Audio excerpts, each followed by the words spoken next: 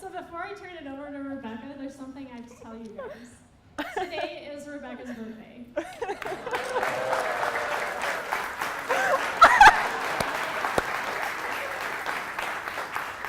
So I was thinking that we can embarrass her a little bit. Oh my God. Start her day out right and sing happy birthday. Happy Ready? birthday to you. Happy birthday to you. Oh my God. Happy birthday to Rebecca. Happy birthday to you. Thank you. This is amazing. This is going to stick with me the whole time, right? Yeah, I'll save this for later. I'll save it for later. Well, there you go. All right, thank you. That was great. Birthday magic. Rebecca, everyone. Okay, awesome. I'm going to open this thing so I don't have to fumble with it later. Hi, everyone. Thanks for having me today. Like Kim was saying, I've been coming to Creative Mornings for a while now, so I was actually pretty stoked to be someone actually giving a talk here. So today I'm going to give a talk that I call Making Magic. Like you all know, I'm an experience design director at RGA Chicago. RGA is a global digital agency that concentrates on finding relevant connections between brands and consumers, and digital and technology are at the heart of what we do. I happen to be a designer who thinks about magic a lot in their work. And I feel like I define magic as the ability to create wonder and mystery and delight in your work. Disney has always been well known for creating magic. They create these fantastical narratives with characters that are so developed and believable and relatable and capture an audience's heart. I feel like we're all secretly searching for that same magic in our own work. The spark of inspiration that fuels us in what we do, that constant itch that we have to find an idea that is innovative and totally captivating. But the problem is we're not Disney animators. A lot of us are designers that have clients and brand guidelines that we have to follow and deadlines in our work. So finding magic can be hard sometimes in what we do. But today I'm going to share with you how I found magic in my own work throughout creating what I call the Principles of Ux Choreography. And throughout developing this idea and forming these principles and sharing them and seeing them implemented in our work, I learned a lot about how I can continue to find magic in my own work, and hopefully I can share that with you all today so that you can continue to find it in yours too. So real quick, out of curiosity, I wanted to kind of take a poll of the room. How many of you are UX designers in here? Oh, we got a good turnout. Visual designers? Copywriters? Okay, cool. And I'm sure the rest of you do something way cooler than me. So UX designers are responsible for how things work. Behind every digital experience, there is someone who is thinking through the functionality of an experience and thinking through every possible scenario that someone might encounter. And we have to put together that puzzle and connect the dots. We're often creating the skeleton for an experience. We call them wireframes. They kind of look like blueprints. And that's when we define what an experience may be. We are part of the creative process from end to end. So we're working together with strategy. We have to research who our users are. We concept ideas. We see through their execution. And then we have to understand how people are engaging with them in real life. We often have to ask ourselves questions like, what are people's behaviors? What are their motivations? What are their needs and habits? And how do we want to make them feel? It's a process that's really centered around empathy. A former boss of mine used to always say, you're creating things for people, and those people are not you. What's also interesting about our role is that it often feels invisible in the end products that we create.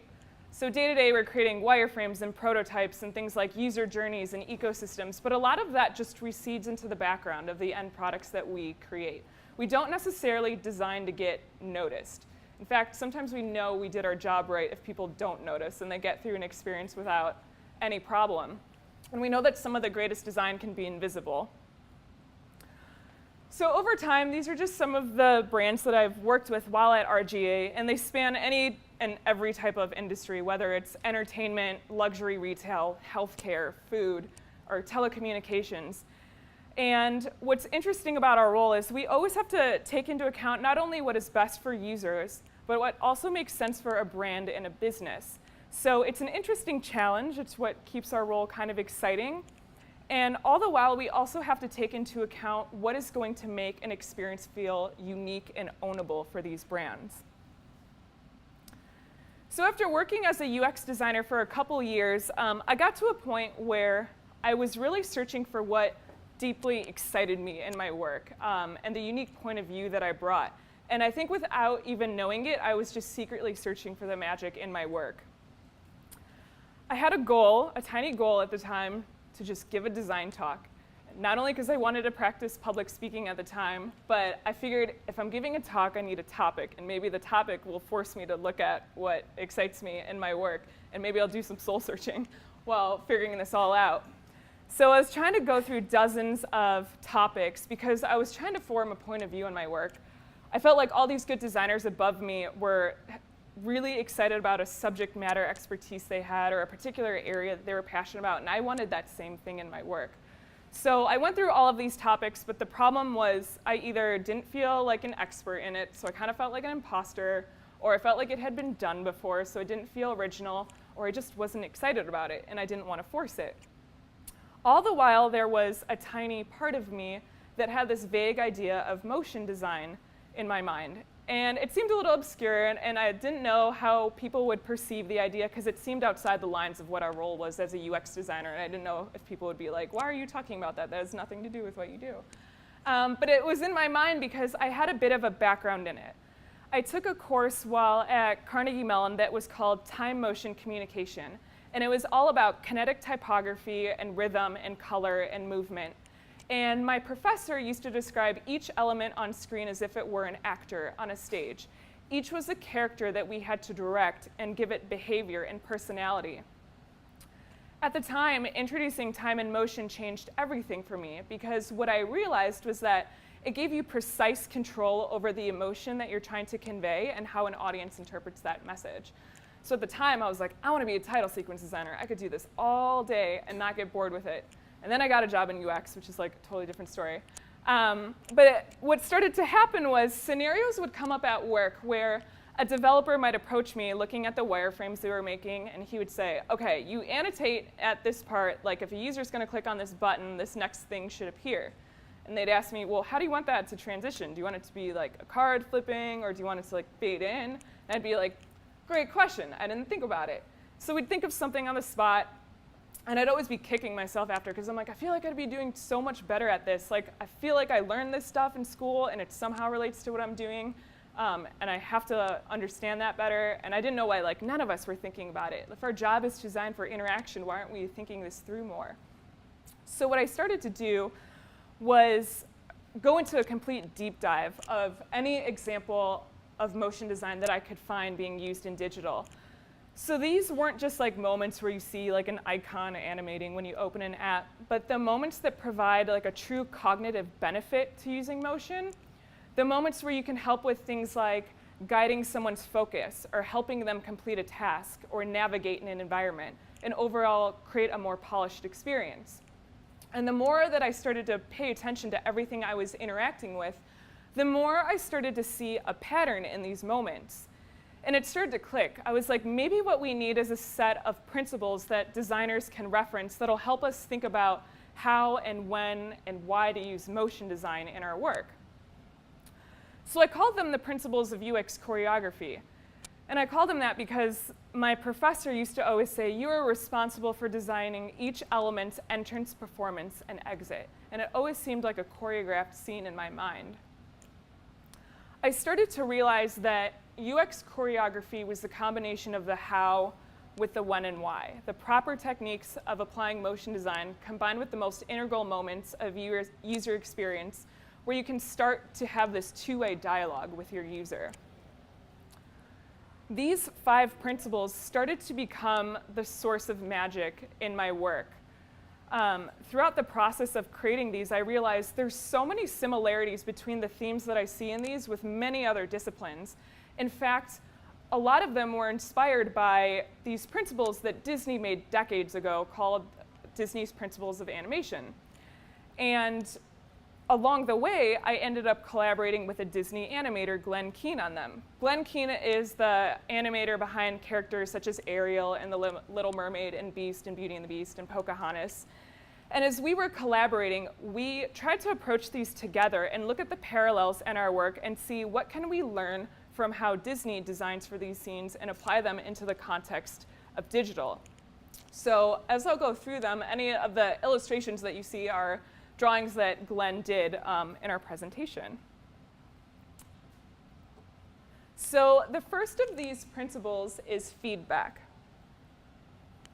Feedback helps demonstrate the result of a user's interaction and whether or not it was successful and why. So it's often used to show if something's correct or incorrect, if progress is being made, if something's loading, or simply when you've selected items on screen. It's important to give people feedback because over time it builds trust. And it's really satisfying for users to see over time. And not only that, it adds a tactile element. It feels less like you're tapping on a piece of glass and more like you're interacting with these elements on screen. When Disney thinks about designing for a scenario like this, they use exaggeration. So if you were to imagine a scene where Beast is telling Belle to come down for dinner and she says, "I'm not coming," you can imagine that his expression goes from this furrowed face with his face scrunched down and really angry to this elongated, surprised look in his eyes. And when you see that really quickly, it starts to feel like a jolt. It becomes something that is felt and not just seen. So that's when you can tell that you're effectively giving feedback to someone when it becomes that obvious to them. So a few examples of how this comes through in digital. First off, the iconic iOS password shake. So it's like a head shake saying no. And the first time people ever saw this, it was immediately intuitive because this is how we give each other feedback in real life. Yahoo News is a more delightful example where all these circles for the articles you read light up one by one, and they collapse in the middle, and you're rewarded with a full screen fact at the end. Dots, another delightful example where first this row of dots lights up, then the borders, then the whole screen goes purple, and another layer of dots falls in, and it's just a nice sequence to that interaction. And lastly, beats. Every time you're tapping on these genres, they get really large, and you also see a progress bar start to build, so it's a cue for you to understand how much more you have to go. So that's feedback, all about demonstrating interaction results. That brings us to our second principle, which is what I call feed forward. Feed forward is really just a form of hinting. The same way that a writer might foreshadow what is going to happen in a story, we think about what are the cues that we can hint at to help people complete their tasks and avoid confusion and get around this environment. Often these are really subtle details, but they can make all the difference in the world. They hint at things like, pay attention and look here, or just pull this a little bit further, or you're allowed to drop that there. The key here is to think about this idea of anticipation. Anticipate someone's needs, their mindset, and what you want them to go through. If you were to imagine a sequence where Mickey's looking at a ball across the table and he's about to reach over and grab it, the first time we showed this, we only had the first and third drawing. So Mickey's first looking at the ball with his hands right here, and then the next, his hand is already on it. And we're like, that's all you need, right? He completed the action. The problem here is there's no waiting for Christmas. You can't just assume that an audience is always in your mind and knows where you're going to take them. And you have to take the time to give them a signal for where you're about to take them. So a simple gesture, just like an open hand starting to reach across the table, becomes a symbol to the audience that we're about to take you in this direction. If the audience isn't with you, nobody's happy. So you want to make sure that you take the time to bring them along in that. So a couple examples. In this photo app, what I like about it is all these templates slide into place, and then there's a little peek at the controls that live behind the screen, so people immediately understand where they can go to start interacting. In Google Translate, these pulsing rings signal to someone that it's listening and that you can start speaking now. Pinterest uses what they call skeleton pins, so they'll show you the average color of a pin that's about to load. And it gives people reassurance in a way, because they know that something's loading and it's on the way and it's not broken and it's stuck. Facebook does something similar where all the lines like glow a little bit before your feed loads. So again, it's just reassuring to know something's working in the background. And lastly, Monument Valley. What I love here is how the castle will first spin a little bit on its own, so people immediately understand this is how I start to navigate around this castle into different worlds. So that's feed forward, all about hinting. The third principle is spatial awareness. Spatial awareness is all about orienting a user with their environment and clarifying the relationship between elements. It's especially important on smaller screens because you have to properly strategize how to use the little screen real estate that you have in order to reduce complexity. If you think about it, every single time that users interact with a new digital environment, they have to learn that space. They have to understand where things come from, where they go next, and where they can find them again.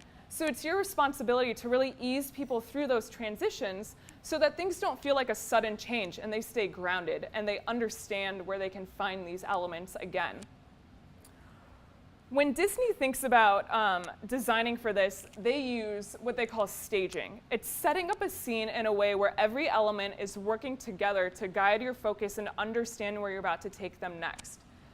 In Glenn's animated short Duet, there's a scene where Mia is jumping into the water and swimming a little bit and then jumping out of it. And if you look at the breakdown of the character's position and where they are on screen, he's always paying attention to the character's position and how that interacts with certain elements, whether it's crossing this plane of the different rocks and entering the water, the way that the bubbles form an arrow so you understand she's about to go down, the way the fish form an arrow to the right, so you know she's about to swim in that direction. And even the way the sand at the bottom of the pond is like squeezing her out of the water, so you know that she's about to swim out of it. So what I like about seeing it broken down like this is that it feels like there's a connected thread to everything happening, and it's a good way to think about how you're going to guide someone's attention through an environment. In this calendar app, it feels like a seamless transition from days of the week left and right, and then it's as if you're reaching back into space and pulling something forward. In Visco, it feels like all of these little controls live in drawers at the bottom of the screen. You know that's where you can find them again. You pull them up, slide left and right, and then put them back when you're finished. Waze just has a nice sequence to these layers of navigation where every step you understand how you're grounded and how you got there and how you can exit back out of that. And lastly, Nike Making feels like you tap on a category and it comes forward into space, and then it scoots up and all these categories fall below it, so you understand that whole sequence of how you arrived there. So that's spatial awareness. It's all about orientation. The fourth principle is what I call user focus. User focus is all about guiding people's attention and clarifying change states. It's all about these transitions and hierarchy at each moment in time. Hierarchy is something that all of us have to think about in our work. And for us, we're thinking about how do we give a hierarchy to the type of actions that we want people to complete in this moment. It may not be as simple as just bringing something to the foreground and making it really bold and obvious, but again, think through how every element on screen might be working together to convey something to you.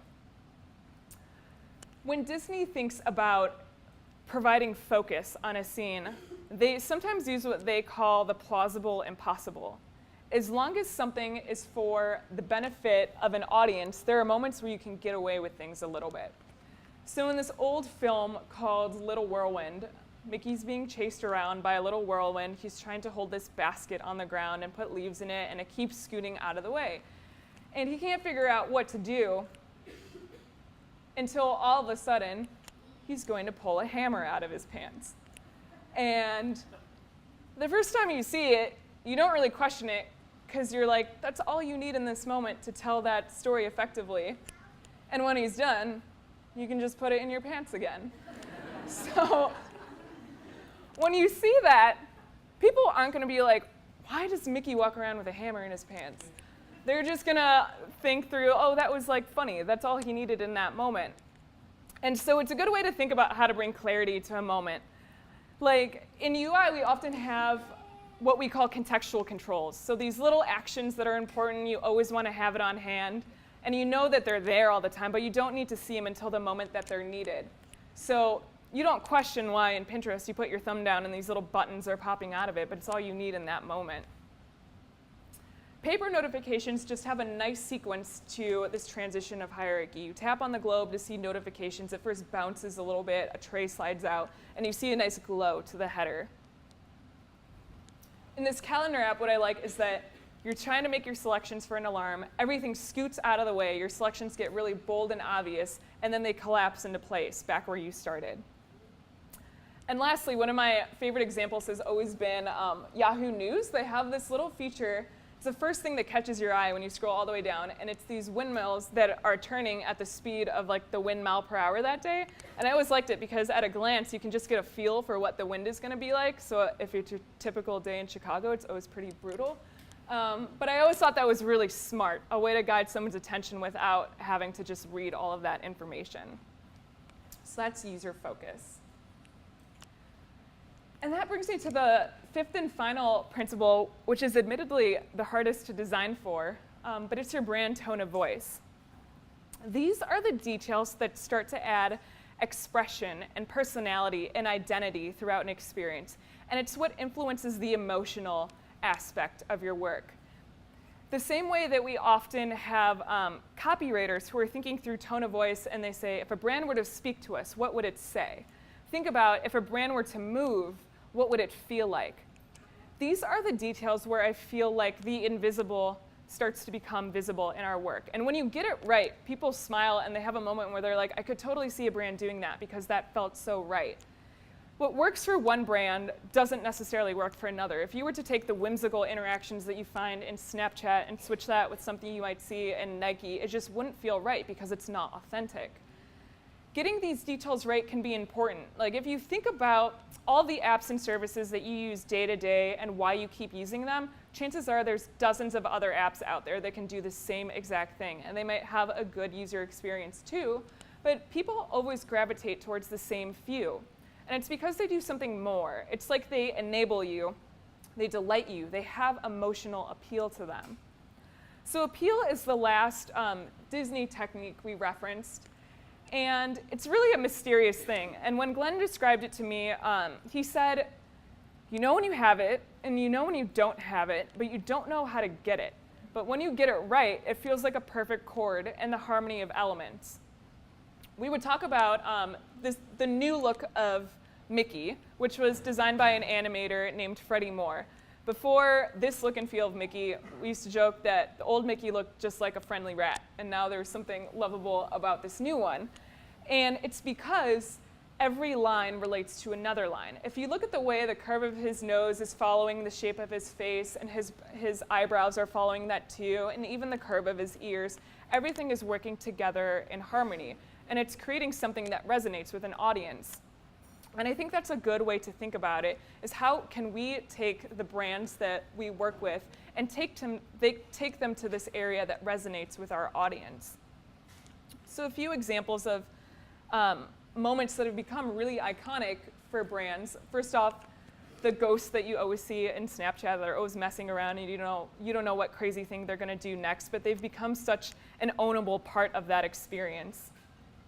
Airbnb has these little illustrations of homes around the world every time you do a search, and it becomes something that you start to look forward to every time you're in that experience.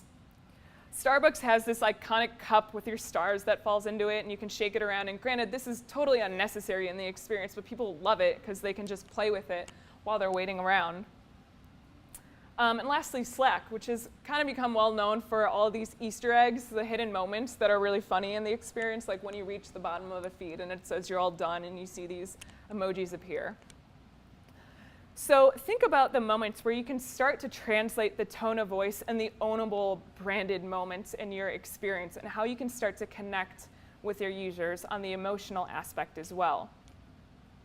These 5 principles, for me, started to help me understand the ways in which I can better connect with an audience and create that two-way dialogue.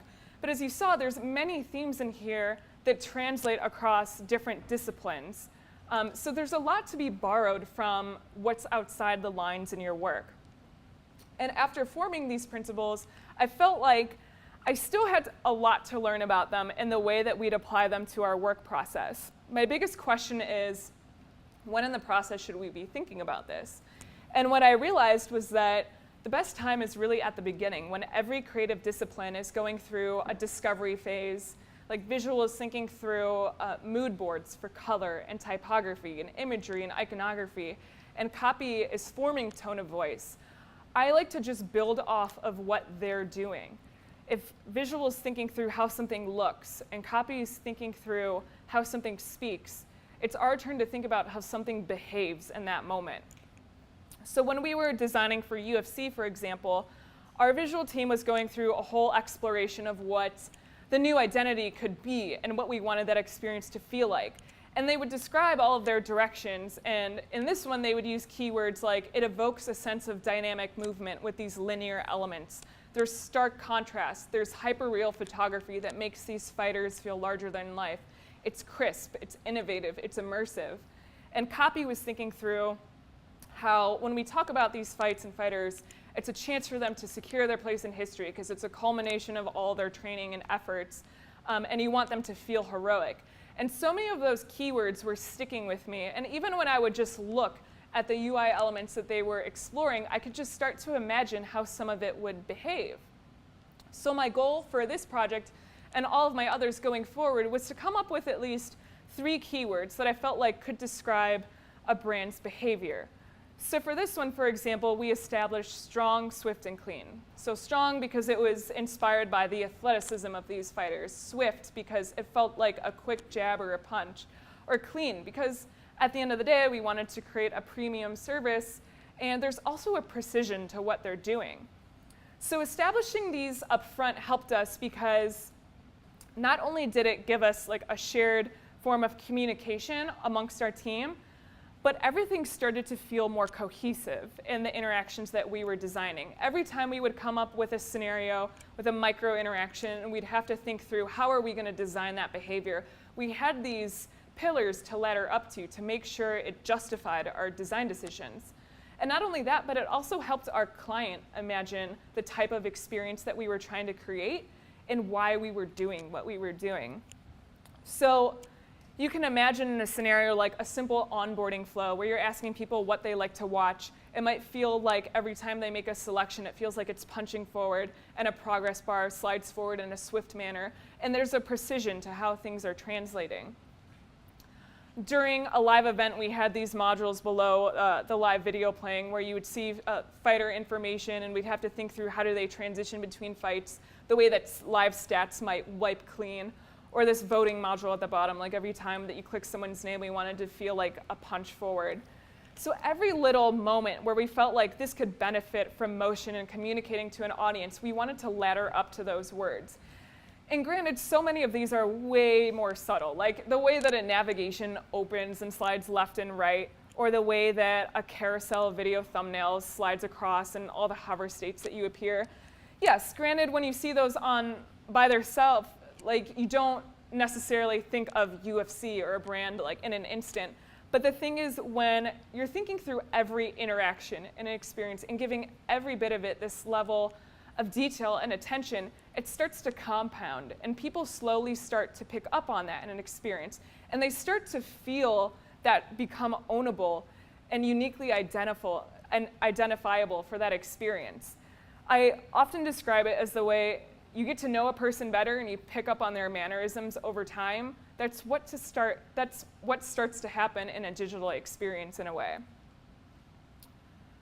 In retrospect, when I think about magic, I realize that desire that I had to find what excited me in my work was secretly the search for magic. And I feel like all of us have that. We are all capable of finding that to figure out what excites you in your work. And when you find that and you identify it, you just have to harness it and see how you can continue to translate that. So stay curious in all of your work, and don't be scared to look outside the lines of what your role is and wait for permission to go explore that. See what you can borrow outside of your role and how that it can inform and enhance what you do. Find the spark in your work, and when you do, harness that and nurture it and give it attention and try to think through every possible way that you can integrate that on your work. Find opportunities for the invisible to become visible, because these are the moments that will truly resonate with your audience and stick with them. It's what becomes memorable. So define the characters in your work and develop them and give attention to that emotional aspect. And lastly, pass the baton and share the magic. I don't know how much you know about Disney's original animators, but they nicknamed them the 9 Old Men. And they're the ones who came up with Disney's Principles of Animation, because at the time a new generation of animators was coming in and they had to find a way to pass on all of their learnings and also share what made Disney magic to them. And Glenn Keane was in that generation of new animators, and his mentor, Ollie Johnston, told him, I feel like I'm passing the baton to you with these principles, and you're going to do bigger things than me one day. And Glenn had no idea what he was talking about. He's like, yeah, right, Pinocchio is the biggest thing I'm ever going to do. And then he made The Beauty and the Beast. But when we collaborated, he said the sweetest thing. He's like, I feel like I'm passing the baton to you. And I was like, oh my God, I hope I don't drop it. And I started to see a responsibility in a way that I'm like, these principles are bigger than just what they are improving my own craft. It's a chance for me to share the spark of magic that I found in my work. Because when you share magic, people are more likely to find theirs too. And we can only collectively improve together and inspire one another, and that's how our work will get better. And that's all I got. Thank you.